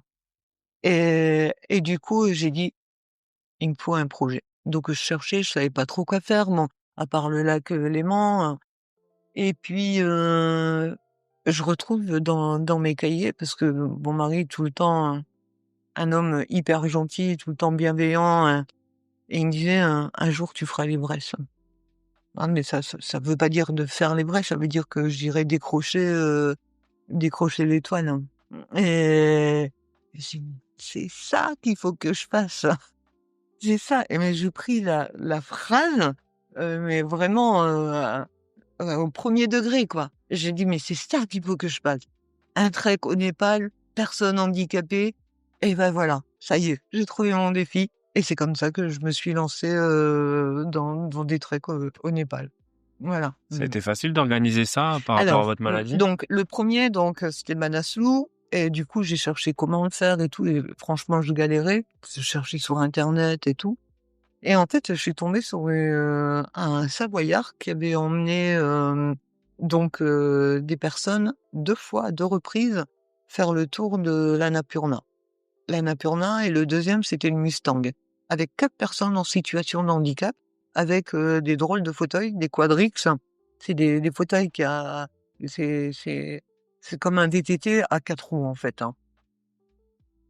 Donc voilà et je tombe, sur ses coordonnées. Du coup, je le contacte. Je lui dis: «Bah, voilà, je voudrais faire, l'Everest, je suis en situation de handicap et tout». Il m'a pris pour une folle, hein, bien sûr, et il me dit: «Je vous rappelle». Et puis, bon, je me suis dit: «C'est mort, il va pas me rappeler». Mais c'est pas grave. S'il me rappelle pas, on ira le voir directement. Je lui montrerai que je suis pas complètement cinglé. Et en fait, bah, il m'a rappelé. Je crois, c'est 15 jours après, il m'a rappelé. Et puis, il m'a dit: «Ben, écoutez, je vais faire mieux que de vous aider à monter, un truc et ou vous prêter mon matériel. Je vais monter une expédition Je vais vous y emmener. et je vais vous y emmener». Ah bah, j'étais heureuse, hein. J'ai déchanté parce qu'en fait, normalement, je lui avais dit 4 personnes ayant la sclérose en plaques. Moi, j'allais y ramener 4 personnes. Du coup, j'en avais plus qu'une, donc Aurélie. Donc Aurélie qui a une forme primaire, hein, donc de la maladie, la forme la plus grave. Et il gardait les 2 autres places pour, des gens, qu'il avait déjà emmenés au Népal, hein, en fait. Bon, je dis trop rien, et le groupe, il était énorme. Il y avait une trentaine de personnes valides. Donc pour moi, ça correspondait pas à ce que, À l'idée que vous étiez ouais, faite, quoi. voilà. Mais c'est pas grave, on l'a fait, ça s'est plus ou moins bien passé. Ce monsieur, il a un fort caractère, moi avec, donc voilà, mais on l'a fait. Et quand on est revenu, j'ai dit, enfin, parce que quand on était là-bas, j'ai découvert un monde, complètement différent, des gens, d'une gentillesse, mais ça vous dérangerait, hein, franchement, hein. C'est Ils sont bienveillants, ils sont gentils, ils sont courageux, ils ont toutes les qualités, vraiment. Parler des Sherpas, c'est ça, hein? Ouais, ouais, et donc quand on est rentrés, j'ai dit: «Ah, c'est pas possible, il faut que j'y retourne». Et du coup, comme j'avais pris contact avec Nima et Purna, l'agence avec qui ils travaillent, du coup, moi, je les ai contactés. J'ai dit: «Écoutez, je voudrais revenir», et voilà. Et du coup, on est retourné en 2019. Donc et là, c'était fabuleux. Là, vraiment, j'ai vécu un trek parce qu'au moins, on a pu avoir un échange avec les porteurs. Parce qu'en fait, il y avait tellement de monde qu'on n'avait pas l'occasion de discuter avec les porteurs ou d'échanger avec eux, de partager avec eux. Et ça m'allait pas. Moi, quand, je fais un truc, j'aime bien échanger, je regarde les gens, enfin, voilà. Là, Oui, c'était un peu impersonnel, la première ouais, ouais, expédition, quoi. voilà. Après, pour revenir à la première expédition, je tiens à remercier donc Lilian Schug, parce que c'est lui qui m'a fait découvrir Mmh. votre profil.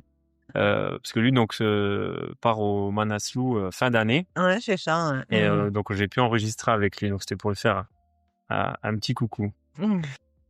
À votre retour, vous êtes aussi nommée citoyenne d'honneur de la ville de Thionville. Ouais. Donc encore une deuxième distinction. Ouais, ouais, ouais. Donc ça, c'est, Après la première expédition? oui, après la première expédition, donc c'est le maire, Pierre Cuny, hein, et président d'Aglo d'ailleurs, hein, et qui m'a, remis, les clés de la ville. Et là, c'était aussi vraiment un moment, très particulier, parce qu'il faut savoir que cette distinction-là, il y en a pas beaucoup, hein, il y a eu Churchill, il y a eu, enfin, vraiment des grands personnages, et donc moi je fais partie de De ce ces grands personnages-là ouais, aussi, du coup, voilà, c'est maintenant, ça, ouais. ouais, ouais, Ah, c'est super. et Du coup, la deuxième expédition, ça a été donc le camp de base de l'Everest, ouais, 5345 mètres, et le Kalapatar, ouais, c'est 5650 mètres. c'est ça. Ouais, ouais. Vous rentrez, Ouais. et ensuite, comment se passe l'appel, entre guillemets, ou comment se passe un peu le projet? Parce que du coup, arrive une petite révolution technologique dans votre vie, donc une orthèse robotisée, Ouais, Autoboc C-Brace, qui vous ouais, redonne presque entièrement l'usage de vos jambes. c'est ça. Comment avez-vous pu avoir accès à ce Alors prototype? J'ai toujours un tas d'histoires à raconter, votre, On est là pour ça, hein, de toute ouais. façon. En fait, donc évidemment, je suis souvent, sur les réseaux, enfin souvent, je publie pas beaucoup, mais je cherche sur internet, tout le temps un peu les nouvelles technologies ou même, sur la sclérose en plaques, voir un peu comment, s'il y a d'autres traitements qui arrivent, des choses comme ça. Et puis, tout en cherchant, je tombe sur un gars, qui fait le Kilimandjaro, donc sclérose en plaques, et il fait le Kilimandjaro avec, un exosquelette. Waouh! Je regarde 2-3 fois la vidéo, je dis: «Waouh, c'est fantastique!» Enfin, et du coup, évidemment, poup poup, je le trouve sur, Facebook et je lui envoie, un message. Je vois qu'il lit le message et il me répond pas. Alors ça, je trouve ça vraiment dégueulasse, parce que moi, toutes les personnes, je dis bien toutes les personnes qui me contactent, je réponds. Peut-être pas à l'instant même, mais je réponds à tout le monde. Oui, même si c'est pas favorable, simplement, vous pouvez Voilà, répondre gentiment: «Voilà, je peux pas exactement, donner, suite à votre demande», exactement, voilà. mais je réponds à tout le monde.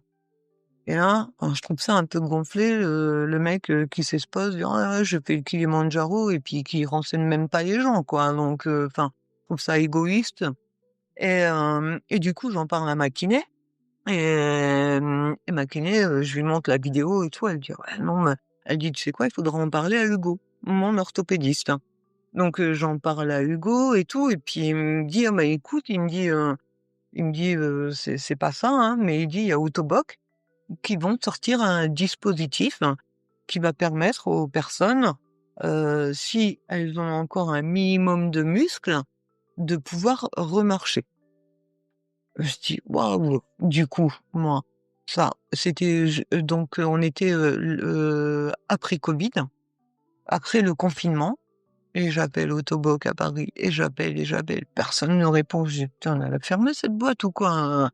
Hem Et en fait, c'est parce qu'ils étaient tous en télétravail, hein. C'était juste après le confinement donc voilà. Et un jour, il y a une dame qui décroche. Je dis: «Bonjour, je m'appelle Anita Fatis», puis je lui raconte mon histoire, mais en un bloc. Et puis elle me dit: «Oui, ben, écoutez, oui, ben, on va vous rappeler, hein». Et là, encore une fois, je me dis: «Putain, elle m'a pris pour une folle, c'est pas Oui, elle possible, rappellera. parce que voilà, je tellement, Ah, mais c'est bien, vous êtes déterminé, ouais, quoi. ouais, ouais. Et puis, elle me donne quand même, son adresse mail. Donc du coup, je peux lui envoyer un mail où je lui rappelle mon histoire parce que c'est ce qu'elle m'a demandé de faire. Et puis donc plus tard, elle me répond. On fait des réunions en visio, donc avec elle, avec, donc Jean-Charles Henry qui est, le chef d'agence, enfin, et qui est là, donc Autoboc France. Et on parle de cette fibrille. Donc j'ai fait un essai avec un dispositif, «la jambe à tout le monde», comme on dit, hein, voir, si ça pouvait, fonctionner. Donc l'essai était plutôt concluant et à partir de là, ils ont dit: «Bon, bah, OK, on vous fait un contrat, d'ambassadrice et vous allez pouvoir avoir, la fibrille». En fait, la contrepartie, c'est moi qui l'ai lancé, la contrepartie, hein, c'est pas eux. J'ai dit: «Écoutez, faites-moi un contrat et je vais vous montrer que votre dispositif, il fonctionne. Je vais retourner au Népal debout avec votre, sea brace». Ça s'appelle la sea brace, que moi j'ai appelé ma Gino, parce que c'est celui qui me l'a fait, il s'appelle Gino et donc je l'ai appelé ma Gino. Et je vais vous montrer comment ça fonctionne, et ci et là. Et donc c'est ce qu'on a fait et voilà. Ouais, là, Donc vraiment en conditions extrêmes, quoi, pas en conditions d'utilisation de tous les exactement, jours, ouais. voilà, c'est ça. Et alors évidemment, on a été moins haut, c'était la vallée du Roll-Balding. On a été moins haut, c'était 5010 mètres et c'était m c'était moins pentu aussi. Alors bien sûr qu'il y avait des étapes. Bon, le premier jour, c'était quand même 3000 marches, hein. Mais Mais avant tout ça, je pense que c'est pas vous avez mis, le dispositif et vous êtes mis à marcher. Je non, pense qu'il y a dû avoir un non, grand temps de c'est réadaptation, ça, il y avant tout a ça, ouais, quoi. c'est ça, c'est bien de le souligner, mais c'est vrai. En fait, ça a été 1 an, 1 an et demi de travail. 1 an et demi de travail, ou avec ma kiné, mon orthopédiste. Mon orthopédiste, du coup, m'a fait des attelles, enfin, des orthèses fixes pour que je puisse me remettre debout. Un travail entre les barres pour la verticalité. Enfin, j'avais perdu vraiment tous mes sens d'être Oui, debout, parce que quoi. du coup, Hein. ça faisait quand même pas mal d'années. 17 ans. 17 ans que 17 vous ans de étiez en fauteuil. fauteuil, Ouais. ouais. Comment ça a été le premier jour quand on se remet debout? La première fois, c'était donc en rééducation avec ma kiné et en fait, 10 secondes, hein, j'ai cru que j'allais tourner de l'œil. J'avais envie de vomir, et en fait, c'est vraiment tout à petit. Ça a été un travail très, très long, hein. Une fois que j'ai commencé à remarcher, que j'ai eu ma Cibrace, donc là, on travaillait toujours en centre de rééducation dans un, endroit clos, quoi, en fait, hein. Et ma kiné, elle me dit: «Écoute, bah, maintenant, on va travailler l'extérieur». Donc elle dit: «Je vais venir chez toi et on va travailler, dehors». Mais c'était hallucinant. Le tournis revenait parce qu'en fait, le fait d'être debout à l'air libre et ben, les problèmes de vertige, de tournis, tout ça, réapparaissait, quoi. Oui, puis là, dans le centre de réadaptation, c'était aussi un Ah, peu, «votre chez vous» entre guillemets, quoi. Vous ouais, étiez peut-être en sécurité c'est alors que ça, là, ouais. dehors, c'était, Ouais, donc bah, j'avais une canne et puis bien sûr, le bras de ma kiné, quoi, hein, et la première fois qu'on est sortis dehors, on a fait le tour du pâté de maison, quoi. C'est même pas 200 mètres, hein. Hem Et puis tout à petit, tout à petit, tout à petit, et voilà, 1 an et demi, 1 an et demi. Voilà, aujourd'hui, je marche, toute la journée, le matin, je me lève, j'enfile mes jambes, voilà. Alors il y a le fauteuil, hein, qui est là parce que évidemment le soir quand je rentre ou même le week-end souvent, je prends mon fauteuil. Je suis à la maison et du coup, je me repose, je prends mon fauteuil. oui, ça doit être éprouvant, je pense, Ouais, toute la ouais. journée de Ouais, marcher. ouais, bah, oui, hein, la maladie elle est toujours là donc voilà. Et en 2024, c'est votre mari qui vous pousse pour un nouveau sommet, le Pisang Peak, à plus de 6000 mètres cette fois-ci, une ascension réputée très difficile et immortalisée dans le documentaire nommé Didi. Ouais. Alors en fait, ça s'est passé comme ça. Ça s'est passé que, on revient du Pisang Peak et tout, du Pisang Peak, du Roll Valbing, pardon, et puis, je dis à Kamel: «Ah là là, enfin, j'aimerais bien y retourner». Mais en fait, j'avais un peu peur parce qu'en fait, faut savoir aussi, j'ai oublié de le préciser, que tous mes treks, c'est grâce à mes partenaires, hein. Donc il y a le département de la Moselle, il y a la ville, il y a les partenaires privés, enfin, voilà. Et ça, c'est des gens qui me suivent depuis très longtemps, EDF, la centrale de Cattenom. Des gens qui me suivent depuis très longtemps et du coup, m'aident. Oui, parce que Donc c'est un budget, hein, c'est ça que ouais, vous c'est essayez ça. de dire, ouais, C'est c'est un voilà, budget. c'est très, très cher, hein. Et du coup, je me suis dit, enfin, si je leur dis, je veux repartir, voilà, j'avais peur de ne plus être crédible, en fait. Et puis Kamel, il me dit: «Tu sais, tu as toujours fait des bons retours avec ces partenaires» parce qu'en fait, je fais toujours une petite réception avant.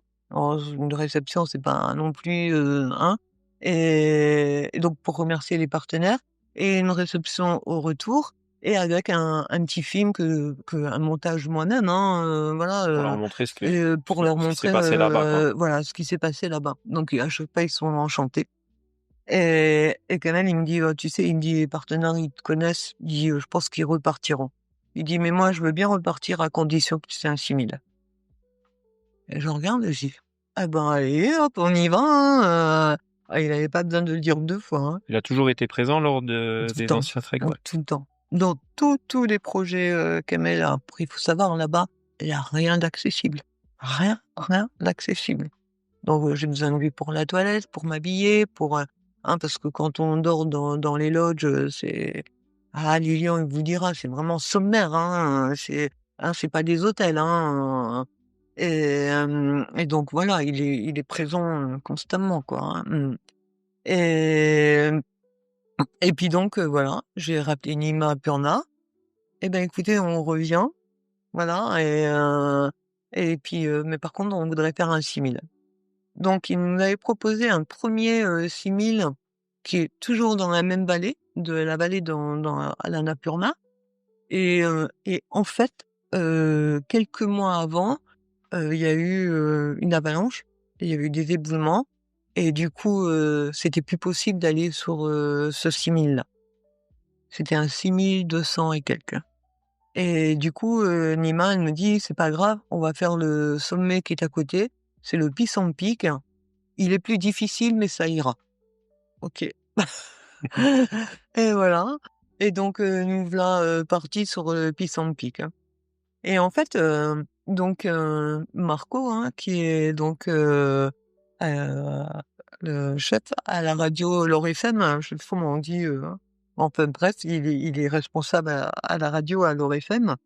Et donc souvent, il me faisait des interviews quand j'étais sportive de haut niveau, quand, je préparais mes treks, et même, je me souviens aussi sur un médicament qui s'appelle le Sativex à base de cannabis. Donc voilà, donc quasiment, tous les ans, depuis 2011, je voyais Marco. Et quand, je lui parlais de mes treks, au Népal et tout, il me disait: «Ah, qu'est-ce que j'aimerais bien faire ça, c'est un rêve de gamin», et puis, c'était donc, pour le Rollwalding, et je lui avais dit: «Ben, écoutez, si» enfin, je le tutoyais: «Écoute, si jamais je repars, eh ben, je te le dirai. Mais sache que si je repars, ça sera le dernier de toute façon». Ah, il me dit: «Ah ouais, avec plaisir et tout». Donc, on fait Rollwalding, on revient, on décide du Simin. Et du coup, je lui envoie un message, je dis: «Est-ce que je peux passer à la radio?» Ah, il me dit: «Ah mais oui, avec plaisir, on boira un café ici et là». Donc, on y va, et enfin j'y vais, et je lui dis: «Bon ben voilà, on repart, au Népal, et comme je vous l'ai promis, et ben si tu veux, bah tu viens avec nous». Et là il m'a regardé, il me dit: «Ah ouais, ah ouais», il dit: «Merci». Mais et là j'étais scotchée parce que je me suis dit: «Le mec il va sauter de joie quoi, il va faire des bonds, Ouais, et soit il s'y puis, attendait pas, soit il ouais, était peut-être ouais, pas prêt et à. puis et là il est resté, waouh, mmh, donc, voilà, on a bu le café et tout, je lui ai donné bien sûr des infos sur, le Pissampi, qu'on partira en novembre, machin, donc, voilà, il était content, mais ah, il a pas explosé de joie quoi. Je suis repartie et puis, je dis à Kamel: «Bon en fait, je suis un peu surprise parce que, enfin voilà, je pensais, je dis: "Mais bon, on verra bien, hein", et puis après il m'envoie un message et puis il me dit: «Ah, faudra qu'on se voit, pour qu'on discute», et voilà, là je pense qu'il lui a fallu, Le temps de réaliser un peu la chose, ouais, quoi. voilà. Et donc après je lui ai dit: «Ben, il faut qu'on se voit au moins tous les mois, avec ma kiné, Béa, et pour qu'on échange, sur, ce qu'on a besoin, voilà, hein, voilà. Parce que en plus, il avait rien pour, le trek, pour, la haute altitude, donc c'est nous qui allons lui donner, Oui, tous puis c'était une les première pour lui, du coup, ouais, il une avait jamais 1re fait. pour lui, ouais. Mmh. Ouais, ouais, et puis ça s'est très bien passé, quoi. Enfin, voilà. Franchement, tous les treks que j'ai fait, excepté le premier, mon petit groupe lorrain, bien sûr, évidemment, pas de problème, mais tous les treks que j'ai fait, franchement, une ambiance, enfin, formidable, formidable. Et le Rollwalding, j'avais pris, donc Audrey Auchard, qui elle a sclérose en plaques, c'est une Savoyarde de forme rémitante. Et pour le 2019, en fait, j'avais, contacté un gars qui a aussi la sclérose en plaques, forme rémitante, et qui semblait faire, plein de choses. Donc, du coup, je lui propose de l'emmener au Népal. Et il est absolument ravi, sur, la demande et tout. Et elle est alors je lui disais: «Bah, il faudra ça, mais il faut qu'on se voit aussi, c'est pas seulement par téléphone ou par message, faut vraiment qu'on se voit, qu'on apprenne à se connaître, Connaître un petit peu, ouais, c'est voilà quoi». Et puis les messages devenaient de plus en plus distants, et 5 mois avant le départ, en fait, il m'envoie un message et puis il me dit: «Écoute, je suis désolé, mais je pourrais pas venir, mon neurologue ne veut pas». Donc voilà. Alors chercher une personne 5 mois avant le départ, c'est pas possible, hein. non, puis Mmh après il y a eu mh. comme une certaine préparation à faire Non, c'est aussi, hein, 1 an de donc préparation, hein, on enfin part pas moi comme ça, j'estime hein. que pour aller au Népal, il faut 1 an de préparation. C'est pas c'est pas, 6 mois avant, Oui, oui, voilà. qu'on se dit l'idée: «Allez, on y Ouais, va», ouais. quoi. Donc voilà. Et qu'est-ce qui a du coup fait que, vous ayant eu l'envie de mettre ça, vraiment, en film? Est-ce que l'idée vient de vous? Est-ce que l'idée vient Alors non, de l'idée Marco? vient de Marco. D'accord. L'idée vient de Marco parce qu'en fait, pour moi, en fait, il allait venir. Évidemment qu'il allait enregistrer, peut-être, comment Un témoignage, oui, mes recueillir un témoignages, témoignage, ouais, que des des ressentis. journées, voilà. Mais, en aucun cas, je pensais qu'il allait faire un film et c'est lui qui me dit: «Écoute», il me dit: «J'ai pensé à un truc, on va faire un film, ça sera il dit: «Un souvenir, pour toi, pour nous», enfin, bah, ah bah, j'ai dit: «Ouais, carrément», et du coup, voilà et le film, alors Didi, parce qu'en fait, les Népalais m'appellent Didi. Parce qu'il faut savoir, j'ai oublié de vous préciser une chose, à chaque fois que je vais au Népal, je ramène aussi de l'argent, au village de Purna, qui s'appelle Kongar, pour la reconstruction du village parce que, en 2015 avec le séisme, le village plus de la moitié du village a été ravagé D'accord. et donc on a toujours, ramené de l'argent pour, Aider voilà, à la pour la reconstruction. reconstruction. Il y a une école qui a été faite. Alors, c'est pas des écoles comme ici, hein, Non, bien sûr, bien c'est sûr. un hangar. Ah, les enfants, ils sont à même le sol avec un grand tableau vert. Vous voyez, à la craie, quoi, hein, c'est vraiment, voilà. On a ramené des fournitures, on ramène, tout le temps, plein de choses, au Népal. Voilà. Mmh. Aujourd'hui, donc il est sorti au cinéma. Ouais, On peut le retrouver où, ce film? alors, donc, il y a eu aussi 2 diffusions, privées, derrière, hein. Et maintenant, bah, vous le retrouverez nulle part. Tout simplement parce qu'en fait, on le propose, à la vente et d'ailleurs, il y a Sanofi France qui ont acheté le film, qui vont le diffuser à leurs collaborateurs. Il y a une association, à Albertville, heu, APF, qui elle aussi, veut acheter le film et donc on va aller sur place avec Marco et faire une conférence derrière. On monte le film et on fait un système de conférence, hein.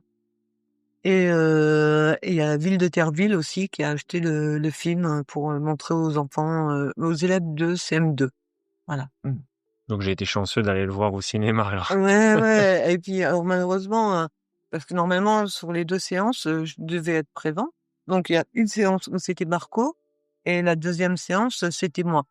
Et sauf que j'étais à Paris quelques jours avant et je rentrais de Paris pour, venir, au cinéma et en fait, j'ai fait une intoxication alimentaire.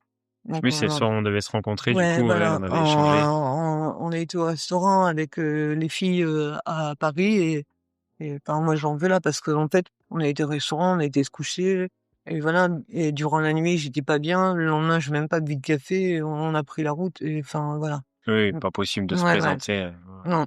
Donc On peut voir, pas mal de choses, dans ce film. La première chose qui m'a vraiment frappé, c'est la complicité que vous partagez avec votre mari. ouais, Vous dites beaucoup que c'est votre pilier, hein. mmh, c'est ça.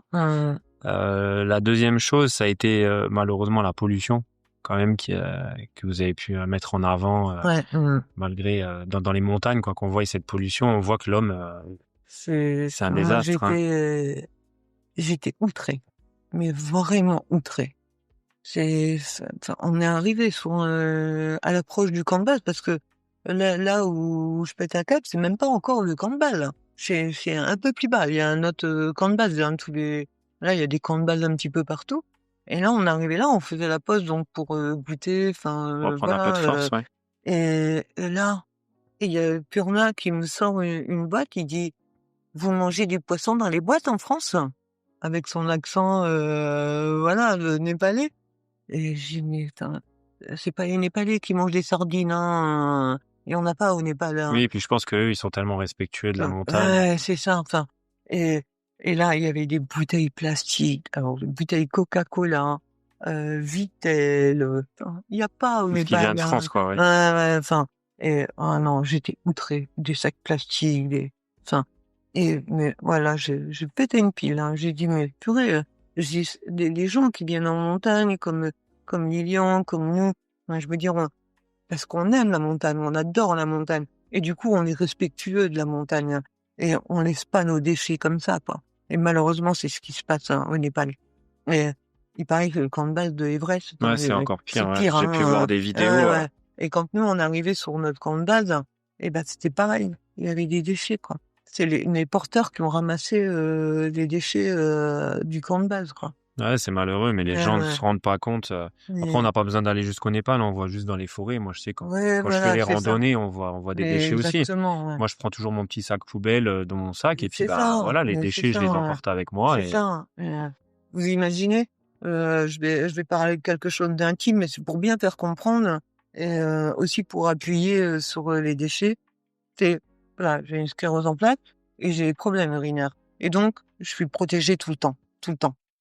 Donc, forcément, en Népal, eh ben, j'ai mes protections, hein. Eh ben, on les emballe dans du plastique et on les redescend. On laisse pas au camp de base. J'ai jamais laissé une protection à un endroit ou quoi que ce soit. On descend tous nos déchets. Voilà. Donc, ça va jusqu'à là. ouais, ce qui est totalement normal, hein. Ouais. Il faut juste prendre ses précautions avant. Mais bien sûr, hein, mais bien sûr, hein. Et la dernière chose que j'avais relevée aussi, c'est quand même les petits soucis que vous avez pu avoir avec avec votre orthèse, Mmh. qui se bloquait parfois à cause Du froid. du froid, mais j'ai surtout vu aussi à cause du dénivelé du terrain. Des fois, Ouais. elle se mettait en protection. Mmh. Du coup, d'où ma question, qu'est-ce qui était vraiment le plus dur, la montée ou la descente? Alors, la descente, on la voit pas, tout simplement parce que en fait, j'étais portée. Les descentes, vous avez vu les montées, hein, c'est 1 200 mètres de dénivelé et donc c'est pentu, hein, ça représente, plus de 35 de pente et les descentes, c'était juste impossible, hein et du coup, j'étais portée à dos de Népalais. Donc pour, les descentes. D'accord. Mais alors, il y en avait pas énormément, hein, des descentes, hein. Il y en avait exactement il y en a une où j'ai fait le malaise que vous avez pu J'ai voir pu voir également, dans ouais. le film, hein, donc là on m'a redescendu. La descente après le Toron Lac Pass, là, il y avait 1 750 mètres de descente. Donc c'est énorme, hein Ouais, bien et sûr. donc du coup, là, j'ai été portée. En gros, j'ai été portée 3 fois sur, l'ensemble du trek. La bande son du film est d'ailleurs signée par Lilian, donc pas Lilian Fuchs cette Non, fois-ci, non, mais ouais, ouais, un autre Lilian Lilian. Navro, ouais, Donc c'est un jeune talent local qu'on a vu dans The Voice, ouais, créé spécialement pour vous et votre histoire. c'est ça. En fait, c'est, Marco qui me parle, Marco et Aline qui me parlent de Lilian et je dis: «Ah mais oui, moi je l'ai vu ce gamin-là à la télé, enfin je l'ai vu à The Voice, à la télé». En plus, intervieweois donc forcément, je regarde un peu plus et je me dis qu'il a vraiment une voix mais magnifique ce gamin et Marco il me dit: «Ben écoute», il me dit: «Si tu veux, je te le présente et tout». Ben je dis: «Ouais». Et du coup, je l'invite, à la réception avant le départ, donc à Cattenom, donc à la centrale, nucléaire, de Cattenom et parce que Marco, il avait laissé entendre que Lilian pourrait peut-être, chanter sur, la bande du film, et tout ça et donc je vois Lilian, super gamin. Franchement, si vous avez l'occasion de l'interviewer, c'est vraiment un gamin, exceptionnel et et puis, je lui ai dit comme ça, je dis à Lilian, je dis: «Bah, écoute, si tu dois faire, la bande du film, alors je sais pas comment tu peux faire, mais en tout cas, moi je voudrais une chanson qui me tient à cœur terriblement, c'est "Non, je ne regrette rien" de Édith Piaf». Voilà, elle me colle à la peau et il me dit: «Ah ben OK, ben je vais réfléchir et je te dirai quoi». Voilà, avec son grand sourire, voilà et en fait, quand on rentre du Népal, donc Marco, il fait le montage du film, hein, il fait le film en 3 mois, hein, il bossait comme un fou dessus, hein, et puis, et il me dit: «Anita», il me dit: «On peut se voir? J'ai une surprise pour toi». Bah, je dis: «Ouais, ouais, pas de problème, bah, passez à la maison» et là, en fait, il vient et il met son téléphone, il appuie sur, la touche et monter. Il dit: «C'est Lilian, c'est une chanson pour toi» et donc ça sera la chanson du film. Ouais, une belle surprise. Ah ouais, franchement, et ça me colle, voilà, vraiment. Ouais, c'est une belle musique. Ouais. Vous dites souvent le sport vous a sauvé. En quoi vous a-t-il aidé concrètement dans votre combat contre la SEP, mentalement mais aussi physiquement? En fait, comme je le disais, tout à l'heure, le faire du sport ou de la rééducation intensif permet de repousser, cette fatigue chronique de la sclérose en plaques et aussi de pouvoir récupérer un peu physiquement. En fait, le cerveau, c'est une drôle de machine. Alors, ce qui est abîmé parce que, vous savez, le nerf central, la ménine, c'est ça, les plaques, elles se posent dessus, donc la transmission, ne se fait plus correctement, hein, pour bouger, manger, rire, pleurer, enfin tout ce que vous voulez. Elle ne se fait plus correctement et donc le cerveau, à partir du moment où vous bougez, et ça je le dis à tout le monde, pas seulement aux gens qui ont la sclérose en plaques, mais aussi des blessés médulaires, enfin et autres, et ben en fait le cerveau va chercher les bypasses pour pouvoir trouver un autre chemin pour donner l'information. Alors, certes, vous restez handicapé, hein, voilà, je resterai comme ça, toute ma vie. Mais le sport a permis, tout cela. Et aujourd'hui, c'est prouvé parce que en fait, avec le professeur de Sales, on discute beaucoup évidemment et il y a des recherches qui ont été faites au niveau du cerveau et tout et et c'est prouvé qu'avoir une activité intensive, sportive ou rééducation et tout, permet de récupérer certaines choses. Donc ça recrée des Des liens, terminaisons, des voilà, liens, c'est tout ça. ça. Ouais. Heu, Qu'est-ce que le sport vous a appris sur vous-même que vous n'auriez jamais imaginé avant la maladie? D'avoir cette force de caractère.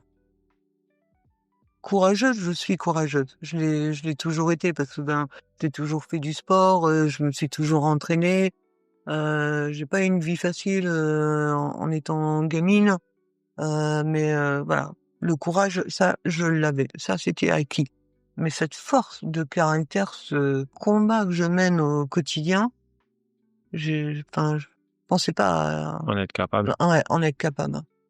Mmh. Si vos exploits et votre parcours pouvaient laisser un seul message à celles et ceux qui vous écoutent aujourd'hui, quel serait-il? Battez-vous. De rien lâcher. Battez-vous. Vous savez, bouger, c'est vivre. Bouger, c'est vivre. Voilà. Et pour bouger, il faut se battre. Vous avez aussi souvent dit que la France a un train de retard en matière d'accessibilité, PMR. Heu, Est-ce un constat qui vous a poussé à devenir conseillère municipale déléguée au handicap et à l'accessibilité de Thionville? Ouais. Alors, en fait, ça, c'est donc Pierre Cuny, hein, maire de Thionville et qui m'avait appelé un jour à son bureau et puis il me dit: «Écoute», il me dit, parce que j'avais mis un terme, donc à ma carrière de sportif de haut niveau. Certes, j'avais mes treks, mais voilà et il me dit: «Il faudrait vraiment que j'ai besoin de toi, enfin, j'ai besoin d'une personne comme toi pour s'occuper de l'accessibilité et la mission handicap». Et il me dit donc: «Je te propose un poste de conseillère, à l'accessibilité». Bah, je le regarde, je dis: «Oh la politique, c'est pas mon truc, hein», je dis: «Franchement, pour moi, enfin c'est un monde, très, très particulier et je veux pas rentrer là-dedans». Il me dit: «Mais non», il me dit: «De toute façon, t'inquiète pas, ça ira bien». Enfin, il arrive à me convaincre. Je lui avais dit non. Après, je suis revenu parce que j'avais rêvé de Anne Gromersch. On on y croit ou on n'y croit pas, hein, mais en tout cas, elle me parlait, elle me tendait une main et du coup, je suis retournée le voir. J'ai dit: «Ben, OK». Je sais pas si c'était un signe, mais en tout cas, c'est vraiment la vérité et du coup, j'ai accepté, ce poste et et puis, alors au début, c'était un peu compliqué parce que, voilà, la moitié des élus, ils comprennent rien à l'handicap et encore moins à l'accessibilité. Enfin, Oui, quand on n'est pas dedans, quand on n'est pas c'est ça, hein, concerné, quand on n'est on pas peut pas concerné, comprendre, la totalité, ouais. on se rend pas compte qu'un un petit trottoir, ne serait-ce que de 2-3 centimètres, ça peut être bloquant pour, une personne en situation de Oui, handicap, un hein. seuil de porte Ouais, surélevé, ouais, bien voilà, c'est sûr, hein. ça. Mais quand on a ses 2 jambes et qu'on vit normalement et tout ça, on le voit pas. Et donc, au début, c'était un peu compliqué et puis aujourd'hui, voilà, c'est rentré dans les ordres et oui, je fais plein de choses pour la ville, hein. Et là, aux prochaines élections, j'arrête, hein. Je vais annoncer, donc à monsieur le maire, à son grand désarroi, mais bon, après voilà. Mais ça m'a permis aussi d'apprendre sur moi-même parce que en fait, je dis toujours ce que je pense et peu importe qui est devant moi. Que ce soit le président de la République, que ce soit le pape, j'en ai rien à faire. Je dis toujours ce que je pense et du coup, ça m'a permis aussi des fois pas de me taire, mais de minimiser un peu les choses, hein. Du coup, grâce à ce rôle, qu'avez-vous pu mettre en place concrètement pour améliorer la vie des personnes à mobilité réduite sur la commune de Ben, on a Thionville? fait plein de choses, hein. On a mis, déjà le nombre de places PMR a grandement augmenté, en ville. Sur tous les nouveaux bâtiments, tout est accessible.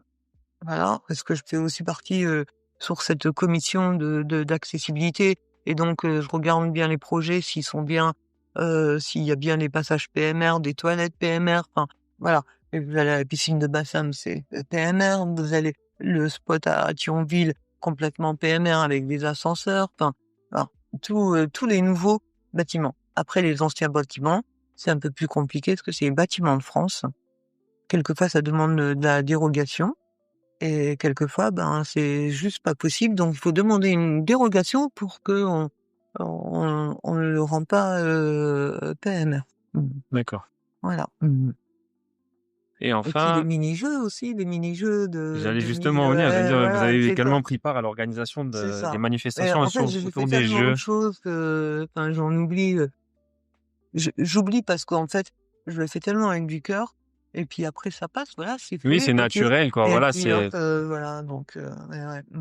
donc oui, donc vous avez pris part à l'organisation des Jeux Olympiques 2024. Ouais. Dernier clin d'œil symbolique pour une sportive engagée comme vous. Ouais, C'était c'était vraiment là, c'était donc avec mon collègue, Grégory Madjotte, hein, et on a fait un travail fabuleux. Fabuleux parce que là, vous imaginez qu'on a fait un repas à l'aveugle avec 1 100 enfants en simultané. 1 100 enfants à l'aveugle, à la cantine, le midi, on mangeait pardon à l'aveugle, voilà. Le et c'était juste fabuleux, fabuleux. Je pense que c'est un record mondial, hein. Il y a jamais eu, hein. On a masqué les enfants, on avait acheté des masques spécifiques et voilà. Après, il y a eu le relais, de la flamme, donc on a fait un système de symbolique, hein, et d'école en école, cette flamme, elle passait, et voilà et donc c'était soit à pied, soit en vélo, tout le temps en mode doux. On a fait un arboretum au stade de Guintrange avec, différents essences d'arbres et les enfants ont dessiné et expliqué ce que c'était, l'arbre, hein. Vraiment, on a fait participer tout le monde et puis à la fin, le stade de Guintrange, donc là, on a fait des activités sportives, et c'était fabuleux, fabuleux. Bah, félicitations à vous alors pour l'organisation. Merci. Je finis avec des petites questions de fin que j'aime bien faire. Ouais, Est-ce que vous avez ou aviez un style de musique particulier pour vous entraîner? Alors, dans l'eau, non, jamais. Jamais je mets de musique sur mes oreilles pour, nager. Jamais. Pour le sport peut-être? Pour Heu, le côté musculation? la musculation non plus. Je préfère entendre mon souffle et mon cœur, voilà C'est fou, c'est vraiment un truc et ouais, ouais. de haut niveau, c'est personne n'écoute de musique. C'est dingue. Ouais, ouais, ouais et en fait, moi j'ai de la musique, quand je suis tout seul à la maison, quand j'écris, je mets un fond musical. Si j'ai du mal à m'endormir, hein, je mets la musique, dans mes oreilles. J'adore la musique, hein, faut pas croire, hein, mais ouais, Mais pas pour le côté ouais, performance. ouais, c'est ça et quand je suis dans l'eau, j'aime écouter l'eau. Écouter l'eau, le bruit, c'est particulier l'eau de la piscine, hein. Voilà. Si vous deviez donner un seul conseil bien-être qui va au-delà du sport, Un seul conseil bien-être, méditation? faire un peu de méditation, vous en faites? Ouais, ouais, ouais. Alors, je suis pas là à les genoux croisés, les mains comme ça, hein. Je peux être dans mon fauteuil, je peux être dans mon lit, je me détends et je pense à des choses positives. C'est pas réellement de la méditation de rentrer, voilà. C'est un peu plus de la pensée Ouais, positive c'est ça. en vous centrant, Ouais, c'est sur ça. vous-même. Est-ce que vous avez une citation ou une phrase motivante qui vous inspire? Oui, les gens connaissent le prix de tout et la valeur de rien, de Oscar Wilde. J'ai vu aussi, sur, le logo du Pisang Peak, «La vie est un combat, alors je me relève et je me bats, c'est le seul moyen de gagner». C'est ça, mais c'est ce que je fais depuis maintenant plus de 35 ans que j'ai la maladie. Je prends tout le temps des coups, hein, le cancer, enfin la 1re forme, la forme un peu plus virulente, le cancer, enfin, je me suis brûlé la colonne vertébrale parce que j'ai chuté, enfin et tout le temps, je me relève, je me relève, je me relève. Donc ouais, c'est un combat. Que donneriez-vous comme conseil au vous d'il y a 10 ans?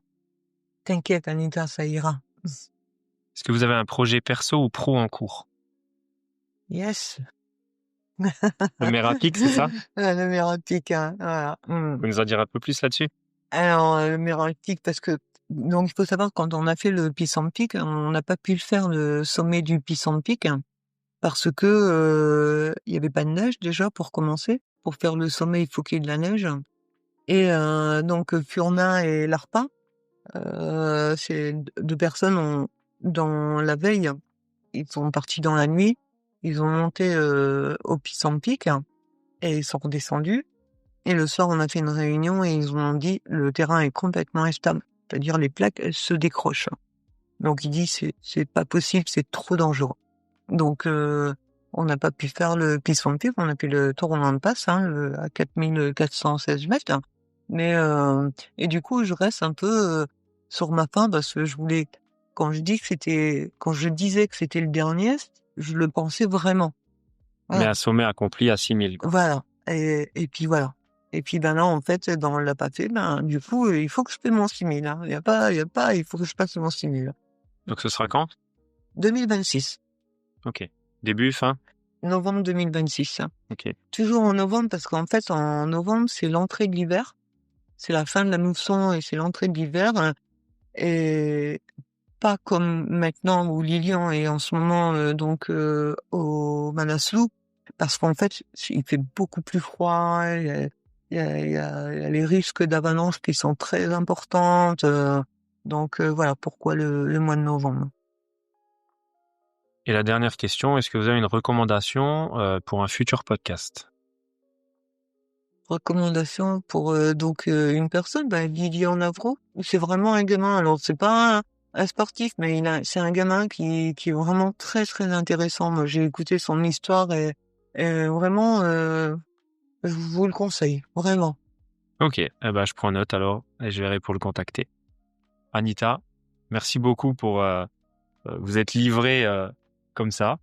Et merci à toi Sébastien, c'était intéressant, vraiment. J'ai pas l'habitude, de faire, autant j'ai l'habitude d'être interviewée, mais vraiment des podcasts comme ça, c'est une première déjà et donc merci beaucoup. Avec plaisir et puis, à bientôt. À bientôt. Voilà, c'était Anita Fatis, une femme qui nage à contre-courant depuis toujours, qui grimpe là où on ne l'attend pas et qui prouve chaque jour que le handicap n'est pas un frein, mais un autre chemin. Si cet épisode vous a touché, inspiré, fait réfléchir, partagez-le autour de vous, parce que des voix comme celle d'Anita, on gagne tous à les entendre. Et surtout, retenez ceci, peu importe d'où l'on part, peu importe les obstacles, avec de la volonté, du courage et un brin de folie, tout est possible. Merci à vous pour votre écoute et à très bientôt pour un nouvel épisode rempli de passion, de sport et d'humanité. En attendant, on reste focus et on enclenche le changement.